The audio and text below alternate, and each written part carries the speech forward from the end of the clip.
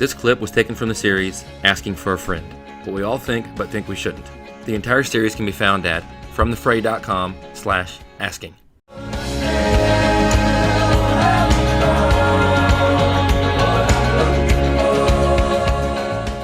Let's keep moving. Verse 10. Don't long for the good old days. This is not wise. I love this one. Because Solomon is saying, what do you do when you don't know what to do? Well, you remember that today is better than yesterday. Because we get impatient when we don't get what we want when we want it. And when that happens, one of the things we're tempted to do is we say, well, let's just quit and go back to the way things were. Because it was better back there. Let's take a holiday in history and reminisce about the good old days. Solomon says, that's not wise. Which is a nice way to say, that's stupid. That's just dumb. Do not say, remember the good old days. Do not say, it used to be better back there. Do not say things were better back in the day. I stomp on that over and over because churches are a breeding ground for this kind of defective thinking. Especially established churches, because they become full of the good old days brigade. Man, back in the good old days when things were better and the music wasn't so loud and whatever. Like, stop it.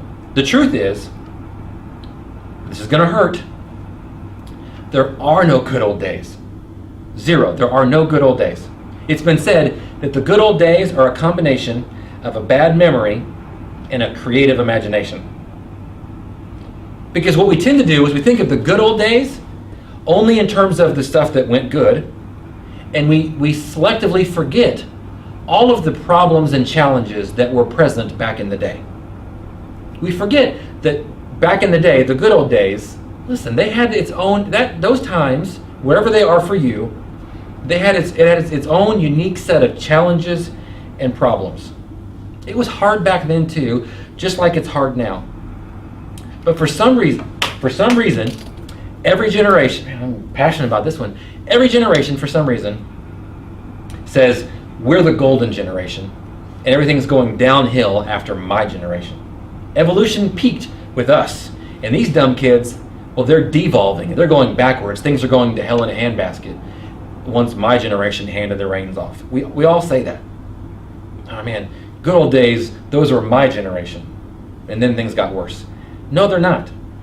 Listen, you need to chew on this for a while maybe, but things are not getting worse. People are not getting stupider. Listen, they're not getting stupider. They're not getting dumber. The days are not getting more evil. We're just getting more publicized. Everybody carries around a movie studio in their pocket, and it's connected to a worldwide publishing house. We're just more publicized. Things are not getting worse. We only think things are getting worse because we see a whole lot more bad because of this thing.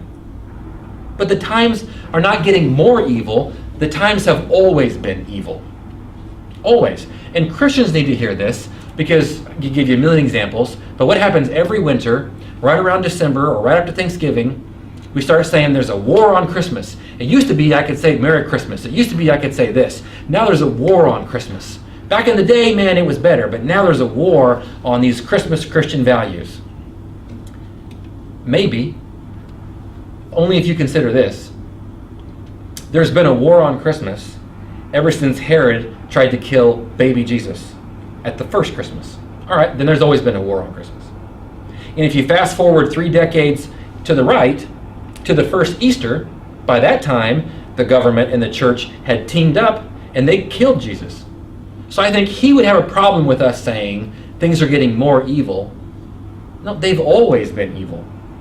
There's always been a war on Christmas. There's always been a war on Christian values. That's not changing. And we don't do any good. We don't help anything when we sound this alarm and say the world's getting more evil. No, listen, theology, good theology says we live in a fallen world. My grandparents did. I do. And my kids are inheriting from me the same fallen world that's been around since Adam and Eve got kicked out of the garden. So our wise role in all of this is to not be paralyzed by the past or hypnotized by the future. Don't waste a bunch of time dwelling on regret over yesterday. Don't get stuck dreaming about tomorrow. Today is the day. Today's the day. We have work to do. Let's go.